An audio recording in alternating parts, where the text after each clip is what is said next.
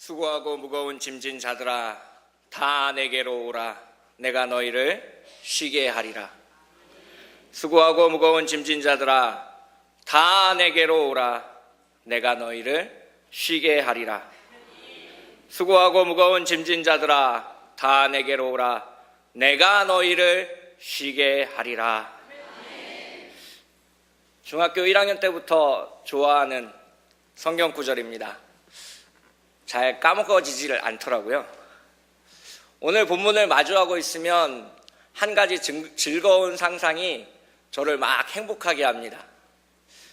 송중기가 쓰는 검은색 선글라스를 하나 끼고 꽃무늬가 그려진 티셔츠와 반바지를 입고 샌들을 신고 한여름 아주 더운 날 아무도 없는 남태평양의 한 섬에 이렇게 천막을 좀 쳐놓고 등을 이렇게 좀 기대놓고 눈을 지그시 감습니다. 새소리도 들리고 바닷소리도 들리고 파도 소리도 들립니다. 옆에는 야자 열매 음료수 같은 게 있어서 시원하게 목을 축일 수도 있습니다. 그리고 조금 더 멀리 떨어진 곳에는 아내와 아이들이 모래로 막 장난을 치고 있는 장면을 늘 상상하게 됩니다. 그 즐거운 상상의 끝에서 저는 항상 나지막히 이렇게 고백합니다. 그래, 나는 쉴 자격이 있어. 할 만큼 했으니까. 이 본문을 대하고 제가 어릴 때 가졌던 생각은 늘 이런 거였습니다. 수고하고 무거운 짐진 자들이 나라고 늘 생각을 했기 때문에 나는 쉴 자격이 있고 안식할 거처가 늘 예비되어 있을 것이라는 그런 상상을 해보았습니다.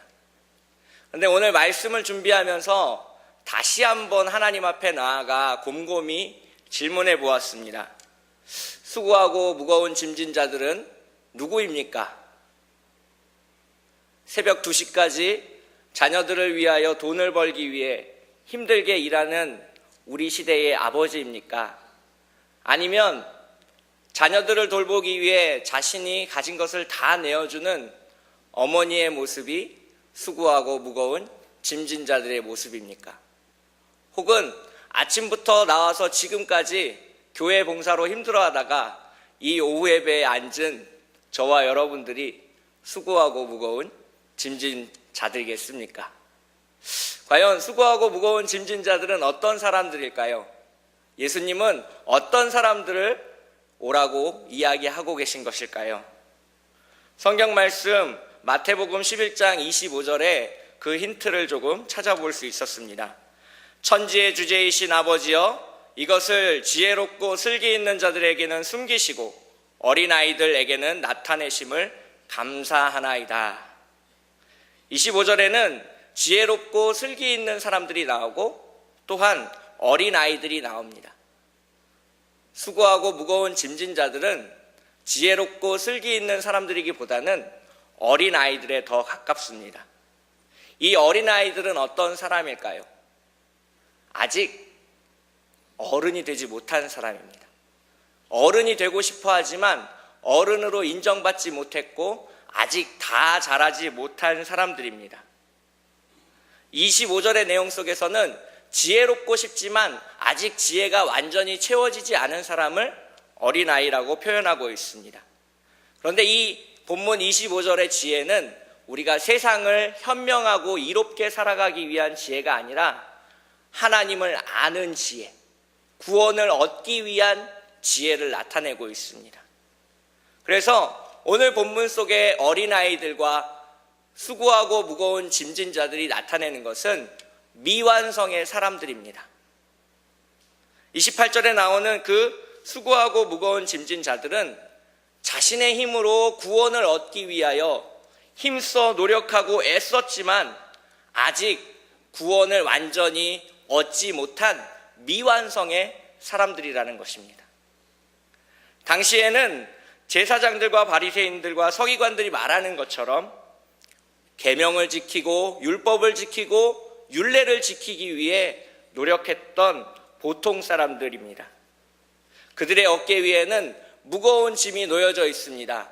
계명과 율법과 말씀, 율례, 하지 말라, 하지 말라, 하지 말라고 하는 것들이 너무 많이 그 어깨 위에 지워져 있었습니다. 그들은 그것을 살아내려고 노력했습니다. 그래서 수고하고 무거운 짐진 자들로 주님 앞에 나아올 수밖에 없었습니다. 이 수고하고 무거운 짐진 자들은 우리와 같은 보통 사람들입니다. 구원을 이루기 위하여, 구원을 얻기 위하여 열심히 노력하는, 삶 속에서 노력하는 그리스도인입니다. 이 수고하고 무거운 짐진 자들은 심령이 가난한 자들이며 애통하는 자들이며 의에 줄이고 목마른 자들이며 핍박을 받는 사람들입니다. 예수님은 이 수고하고 무거운 짐진 자들을 향하여 오라라고 말씀하십니다. 예수님은 그들을 초대하십니다. 자신의 안식 한가운데로 초대하십니다. 예수님은 우리에게 마치 이렇게 얘기하시는 것 같습니다. 내가 너희들에게 안식을 주겠다. 구원을 이루기 위하여 노력하지 말아라. 내가 너희에게 선물로 주겠다. 참 평안과 안식을 얻기 위하여 호수 위를 떠다니는 백조처럼 물갈퀴를 열심히 휘젓지 말아라. 내가 너희를 평안하게 만들 것이다. 내가 너희를 쉬게 할 것이다. 너희의 삶 속에서 무언가를 이루려고 하지 말아라. 내가 완성할 것이다. 내가 너희를 구원할 것이다. 내가 너희를 쉬게 하리라는 이 말씀은 예수님이 우리에게 주신 약속의 말씀입니다. 이 약속에는 아무런 전제 조건이 없습니다. 너희가 어떻게 하면 내가 안식을 주겠다라는 조건문이 붙어 있지 않습니다. 이 안식에는 입장료가 없습니다. 공짜입니다. 우리가 해야 할 일은 단 한 가지뿐입니다. 주님 앞에 나아오는 것입니다. 비싼 옷을 입어야 할 필요도 없습니다. 무언가를 가지고 가야 할 필요도 없습니다. 세수를 하고 화장을 해야 할 필요도 없습니다. 지금 이 모습 이대로 주님 앞에 나아가면 됩니다. 그러면 주님께서 우리를 안식하게 만드실 것입니다. 우리에게 안식을 주시는 분은 세상이 아니라, 물건이 아니라, 돈이 아니라 오직 한 분, 예수 그리스도 뿐이십니다. 주님께서 우리를 쉬게 하실 것입니다. 여러분, 이것을 믿으십니까? 예수님은 그렇게 수고하고 무거운 짐진 자들을 자신에게 오게 하신 후에 그 사람들에게 다시 말합니다. 29절에 보시면 나의 멍에를 메라라고 말씀하십니다. 성경에서 멍에라는 단어는 대부분 율법을 나타냅니다. 예수님은 제사장의 계명, 바리새인들의 율법, 서기관의 율례를 벗어버리고 예수 그리스도의 율법을 입으라고 말씀하십니다. 예수님의 율법은 쉽고 가볍다고 성경은 기록하고 있습니다. 마태복음 5장 17절에 보시면 내가 율법이나 선지자나 폐하러 온 줄로 생각하지 말라. 폐하러 온 것이 아니요 완전케 하려 함이라 라고 말씀하고 있습니다. 예수 그리스도의 율법, 우리에게 무겁게 다가오는 이것은 과연 무엇일까요? 마태복음 12장의 안식일 계명에 대해서 새롭게 해석하시는 예수님의 사역을 통해서 과연 이 예수님이 매라고 하는 멍에가 무엇인지 한번 살펴보도록 하겠습니다. 마태복음 12장 11절 이하를 보시면 너희 중에 어느 사람이 양 한 마리가 있어 안식일에 구덩이에 빠졌으면 붙잡아내지 않겠느냐? 사람이 양보다 얼마나 더 귀하냐? 그러므로 안식일에 선을 행하는 것이 옳으니라 라고 말씀하십니다. 그리고 예수님은 안식일에 유대인들이 가득한 회당에서 손 마른 사람을 치유하는 기적을 베푸십니다. 예수님의 질문은 이것입니다. 안식의 진정한 의미가 무엇인지 너희가 알고 있느냐? 바리새인들에게 있어서 이 계명이라는 것은 하나님께로 나아가는 유일한 길이었고 단 하나의 통로였습니다. 그래서 그들은 구원을 얻기 위해서 이 계명과 율법을 목숨보다 더 소중히 지켰습니다. 그들은 안식일을 지키기 위해서 39가지나 되는 절대 해서는 안 될 일들을 지키면서 살아왔습니다. 그들에게 안식일을 지키는 것은 구원을 얻기 위한 유일한 방법이요 단 하나의 길이었습니다. 안식의 진정한 의미보다는 내가 안식일을 지키고 있다라는 그것이 무엇보다 더 중요했습니다. 그래서 그들에게는 안식일의 정신보다는 안식일의 형태가 나의 삶을 구원으로 이끄는 판단 기준이었습니다. 신명기 5장 12절 이하를 보시면 여호와 너희 하나님이 내게 명한 대로 안식일을 지켜 거룩하게 하라. 너는 기억하라. 내가 애굽 땅에서 종이 되었더니 너희 하나님 여호와가 강한 손과 편팔로 너를 거기서 인도하여 내었나니 그러므로 너희 하나님 여호와가 너를 명하여 안식일을 지키라 하였느니라 라고 이야기하고 있습니다. 신명기에서 나타난 이 안식일의 정신, 안식일을 우리에게 주신 까닭은 구원의 경험을 기억하는 날이기 때문이었습니다. 이집트에서 포로로 풀려난 것을 기억하고 바벨론에서 포로로 있다가 70년 만에 해방되어서 다시 고향 땅에 돌아와 살 수 있게 된 것을 감사하는 날, 그리고 그것을 경험한 날, 그것을 기뻐하는 날, 자유를 누리는 날, 해방의 날, 주님이 우리를 구원하신 날이라고 선포하는 날이었습니다. 그날 우리가 가지는 마음은 단 한 가지입니다. 하나님께서 우리를 구원하셨다. 하나님께서 우리를 구원하셨다. 이 어찌 기쁘지 않을 수 있겠는가라고 마음을 갖는 날이었습니다. 그래서 이 안식일은 일주일 중에 어느 한 날이 아닙니다. 월, 화, 수, 목, 금, 토, 일 중에 한 날이 안식일이 아니었습니다. 안식일은 매우 특별한 날이었습니다. 유대인의 신학자 아브라함 조슈아 헷셀은 이렇게 얘기하고 있습니다. 안식일은 생명을 위해 있는 날이다. 인간은 짐을 나르는 짐승이 아니며 안식일은 그가 하는 일의 능률을 높이기 위하여 있는 날이 아니다. 하나님이 창조하신 것 중에 가장 마지막 작품이자 하나님이 의도하신 것 가운데 가장 첫 번째 작품이 안식일, 이것이야말로 천지창조의 목적이다. 안식일은 평일을 위해 있는 것이 아니며 오히려 평일이 안식일을 위하여 있는 것이다. 일곱째 날은 우리가 세우는 시간 속의 궁전이다. 그것은 영혼과 기쁨과 과묵함으로 이루어진 안식일이다라고 이야기하고 있습니다. 이 안식은 창조의 완성이며 구원의 완성입니다. 안식일의 정신은 자유와 기쁨입니다. 그래서 예수님은 이 안식일의 정신을 실현하기 위해서 손 마른 사람을 치유하신 것입니다.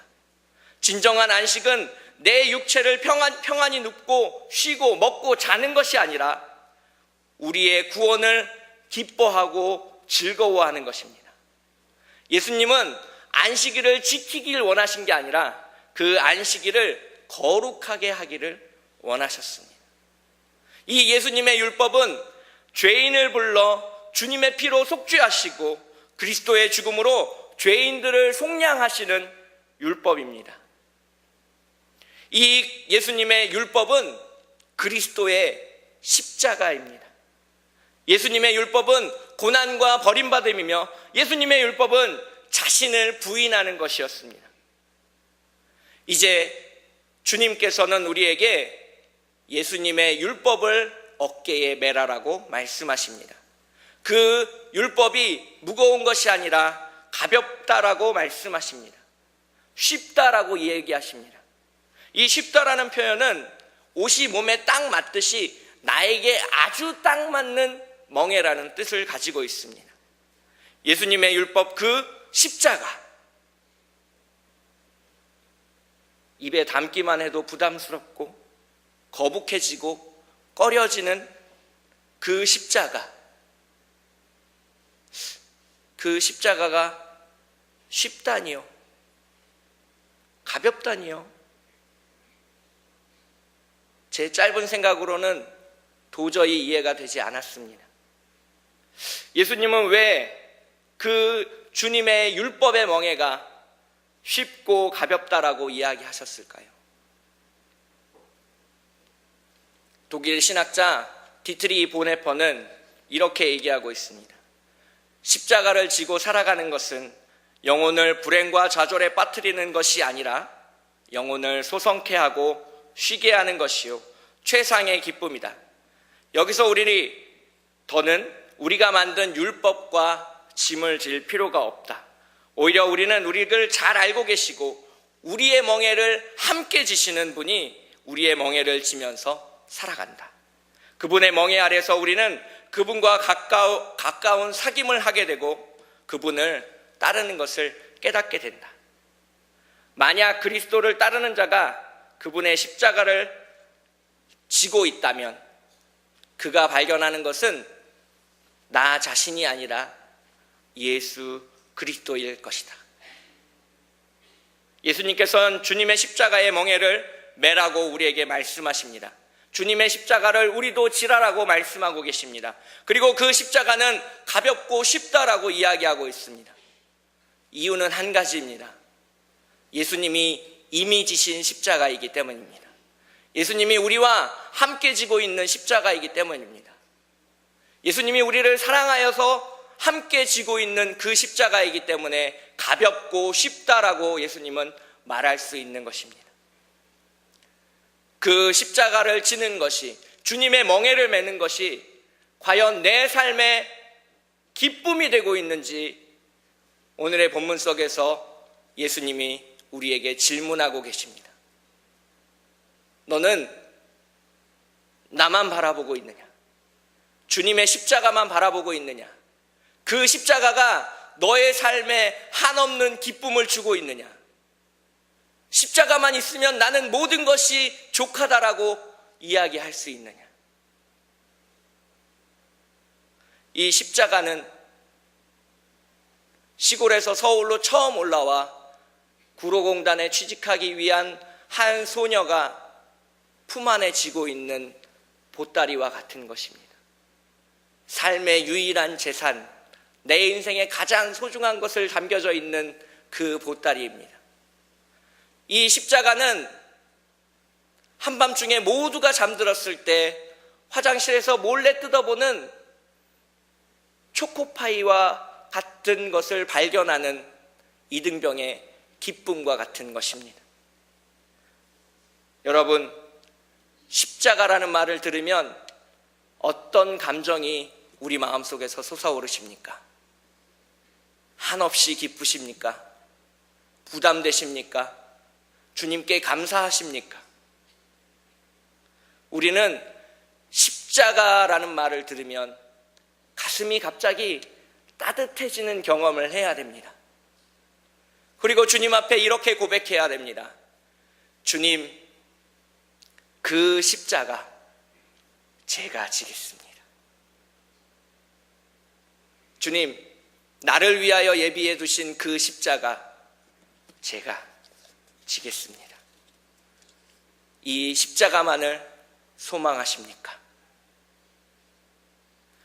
오늘 예수님은 세 번째 명령을 우리에게 주고 계십니다.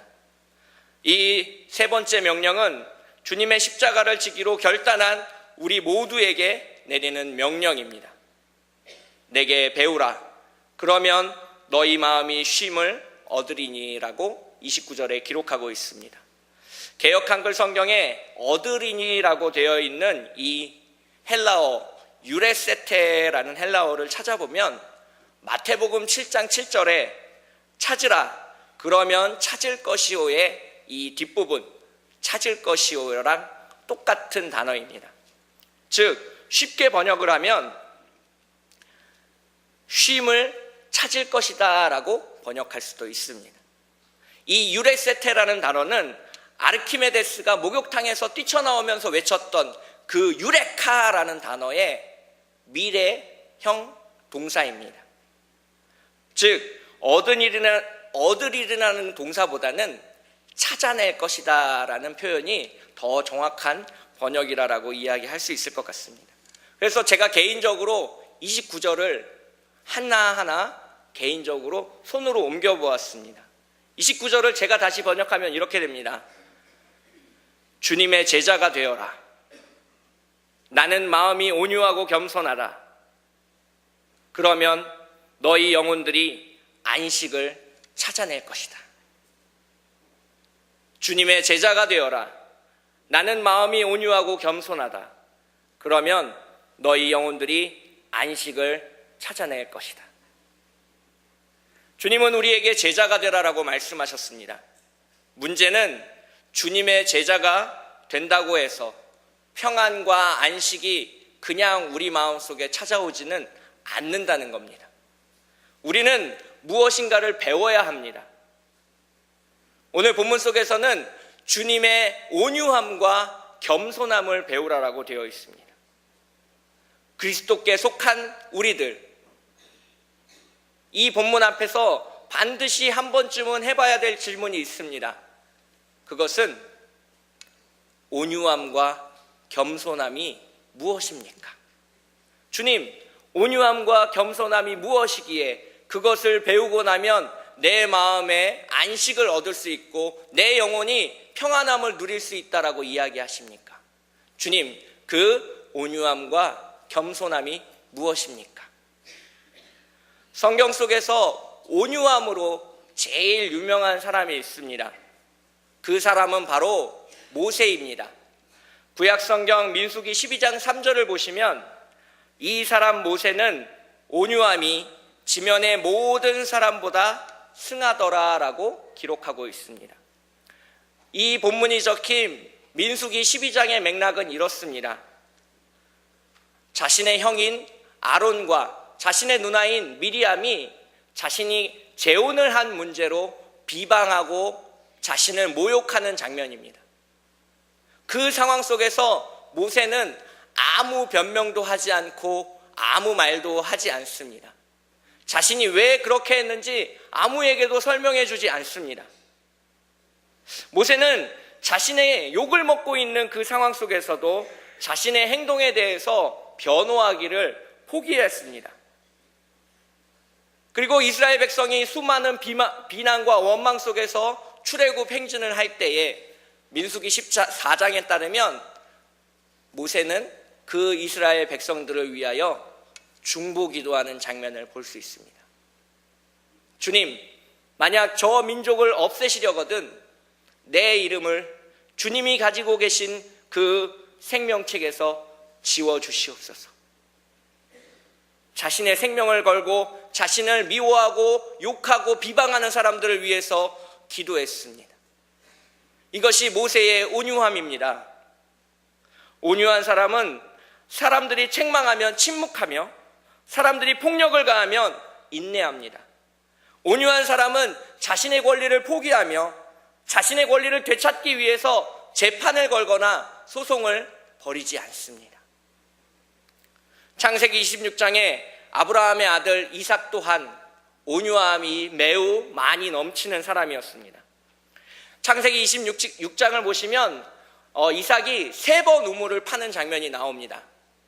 처음 한번 힘들게 우물을 팠지만 그랄의 목자들이 와서 이 우물이 자신의 것이라고 우기기 시작합니다. 자신가 힘들고 노력하고 봉사해서 얻은 것이지만 이삭은 그것을 자기 것이라고 이야기하지 않고 자기의 권리를 주장하지 않았습니다. 이삭은 그 우물을 내버려 두고 다시 다른 우물을 파게 됩니다. 또 그랄의 목자들이 와서 그 우물을 달라고 하자 이번에도 이삭은 자신이 가진 모든 것을 양보하고 자신의 권리를 주장하지 않고 또 다른 곳에 옮겨서 우물을 파게 됩니다. 그리고 나서 이삭은 하나님 앞에 이렇게 고백합니다. 이제는 여호와께서 우리의 장소를 넓게 하셨으니 이 땅에서 우리가 번성하리로다. 이삭은 고백할 수 있었습니다. 온유한 사람은 이 땅에서 자신의 권리를 주장하지 않는 사람이었기 때문에 넓고 광활한 땅에서 번성하며 땅을 차지할 수 있는 권리를 가질 수 있다라고 하나님은 말씀하고 계십니다. 온유한 사람은 자신이 가지고 있는 모든 권리를 하나님께 이양하고 하나님만 바라보는 사람입니다. 사도 바울은 겸손함에 대해서 또한 이렇게 얘기하고 있습니다. 빌립보서 2장 6절부터 8절까지를 보시면 그는 근본 하나님의 본체시나 하나님과 동등됨을 취할 것으로 여기지 아니하시고 오히려 자기를 비워 종의 형체를 가져 사람들과 같이 되셨고 사람의 모양으로 나타나셨음에 자기를 낮추시고 죽기까지 복종하셨으니 곧 십자가에서 죽으심이라.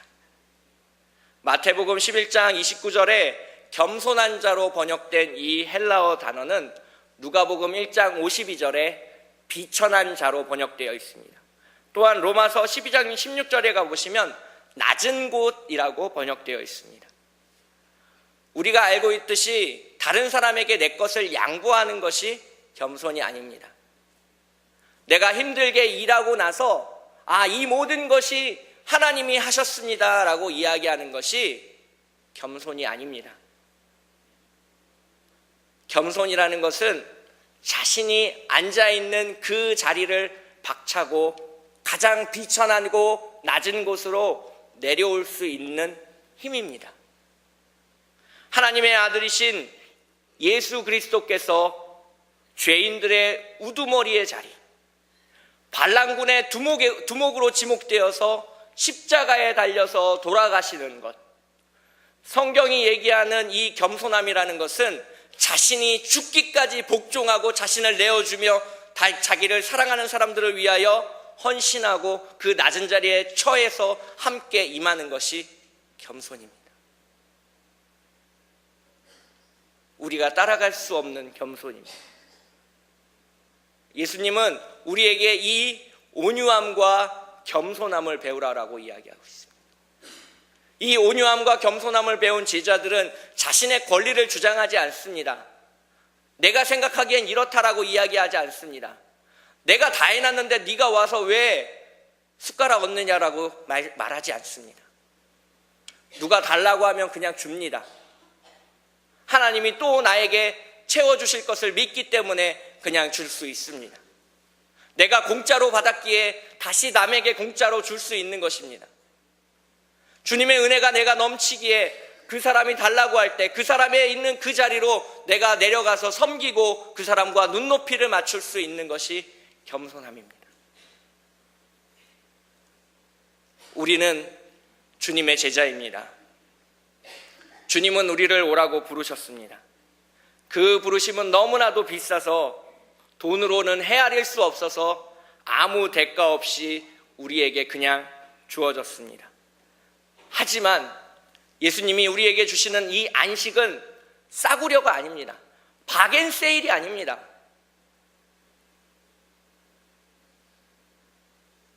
이 안식은 한여름에 바캉스를 떠나는 게 아닙니다. 우리가 세상 속에서 일할 활력을 충전하기 위해서 안식을 누리는 것이 아닙니다. 안식일의 주인은 한 분이신 예수 그리스도이십니다. 그래서 안식일은 시간의 지성소가 되어야 됩니다. 그래서 안식일은 우리가 거룩하게 지켜야 됩니다. 우리는 주님이 허락하시는 그 안식이라는 시간 속에 따로 떼어놔서 거룩하게 만든 그 시간 속에 주님과 교제하며 대화하며 기도하며 나아가야 합니다. 어떤 사람에겐 큐티가 될 수 있고 어떤 사람에겐 예배가 될 수 있고 어떤 사람에게는 기도회가 될 수 있습니다. 따로 떼어놓고 주님과 교제하는 시간, 주님이 나를 구원하셨다는 것을 기뻐하는 순간, 하나님이 나를 위하여 자신의 모든 것을 버리고 저 십자가를 지셨음을 감사할 수 있는 그 순간, 그것이 안식의 정신이고 우리에게 안식일을 기억하여 거룩하게 지키라라고 명령하신 하나님의 명령입니다. 우리는 주님의 제자입니다. 우리는 예수님의 멍에를 메고 있습니다. 우리는 주님의 십자가를 품고 있습니다. 그 십자가가 우리 삶의 유일한 단 하나뿐인 기쁨입니다. 그 십자가를 내가 붙잡고 있기에 내게 고난이 찾아오고 내가 버림받고 내가 멸시를 당하고 내가 핍박을 받는 것은 어쩌면 당연한 일일지도 모르겠습니다. 내가 주님의 제자이기 때문입니다. 그것은 나에게 아주 딱 맞는 십자가이며 이 세상에서 오직 나만이 질 수 있는 십자가이며 주님께서 나에게 은혜로 베푸시는 십자가입니다. 그 십자가를 기쁘게 지고 내가 나아가는 것, 주님과 동행하는 것, 하나님께 나아가는 것, 그것이 좁은 길이고 생명의 길이고 구원의 길입니다.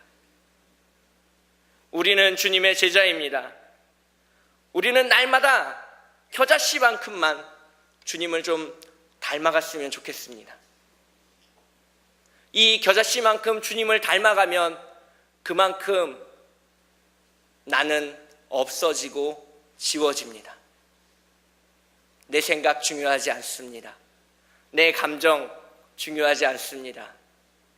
나는 이미 죽은 사람이기 때문입니다. 나는 예수로 죽고 다시 산 사람이기 때문입니다. 십자가 위에 나는 죽고 주님의 부활하심으로 기쁨이 충만한 사람이기 때문입니다. 나는 주님이 주시는 능력 안에서 무엇이든 할 수 있는 주님의 제자입니다. 그 주님 앞에서 내가 가진 것은 모두 포기할 수 있습니다. 아니, 저절로 포기되어집니다. 그것은 원래부터 내 것이 아니었습니다. 주님께서 온유한 마음으로, 겸손한 마음으로 우리에게 오셔서 자신의 모든 것을 저 십자가 위에 우리에게 주셨기 때문입니다. 그 겨자씨 한 알만큼 나도 십자가에 내 몸을 던져보려고 합니다. 누군가를 용서해 주려고 합니다. 누군가를 가슴에 품고 기도해 주려고 합니다. 자꾸만 찾아오는 이 불행에 주님께 감사하며 나아가 보려고 노력합니다. 나는 주님의 제자입니다. 나는 주님의 제자입니다. 나는 주님의 제자입니다. 나는 주님을 위해 죽을 수 있습니다.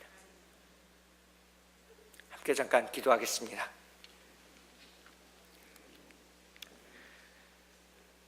우리에게 안식을 허락하신 예수님, 이 시간 우리가 주님의 부르심에 신실하게 응답하게 하시고 주님의 십자가를 메고 이 땅을 거룩하게 살아가게 하여 주시옵소서. 주님의 온유함과 겸손함을 닮은 제자로 나를 변화시켜 주시옵시며 교회를 섬길 수 있는 예수님의 작은 종이 되게 하여 주시옵소서.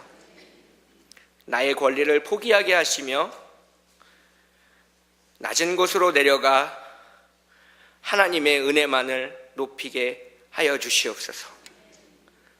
세상 끝날까지 우리와 함께 하시며 우리를 구원하여 주시옵소서. 예수님의 이름으로 기도드립니다. 아멘.